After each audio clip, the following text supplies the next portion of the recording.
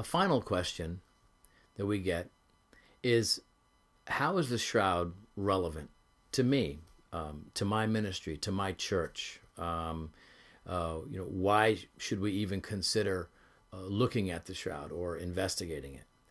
And again, I think this goes to the heart of exploring why the shroud exists in the first place.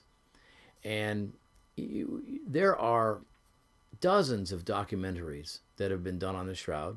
I'm happy to have been involved in several of them.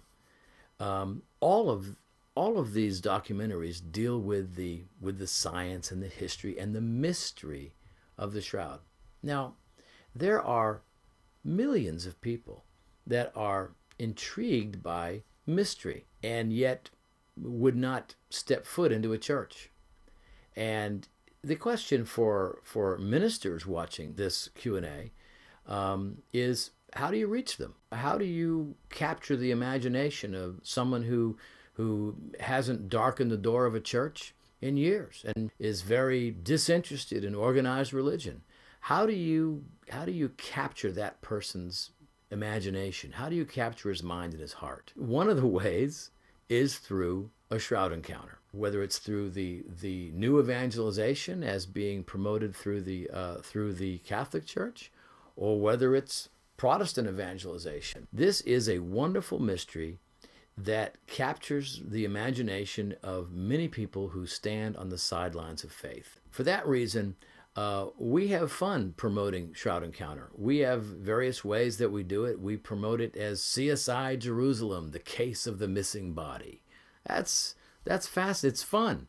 Another way that we promote it, and these are all your choices, whether you wanted to use these kind of creatives or not. You call the shroud the X-Files of Christianity. Could this ancient Jewish linen cloth have captured the greatest paranormal event of all time? We use phrases that are understood by the everyday person, especially by people who enjoyed shows like the X-Files or all of the CSI type shows. This is a fascinating way to engage people in this amazing mystery, and using the mystery as a way to explore the message. Because the message of the shroud is the same, whether it's authentic or not. The message of the shroud speaks to the life, suffering, death, and resurrection of Jesus. And it is completely biblical, completely scriptural.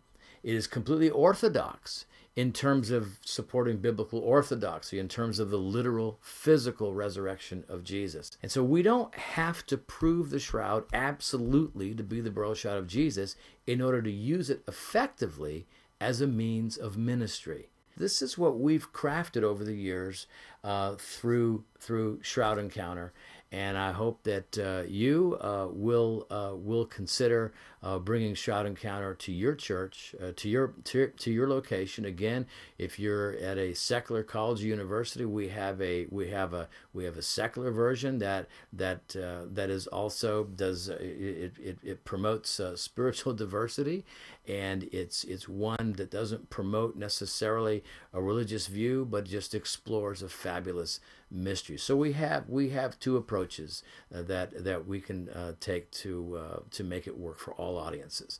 So I hope you give this some consideration, and thank you for listening. Thank you for watching.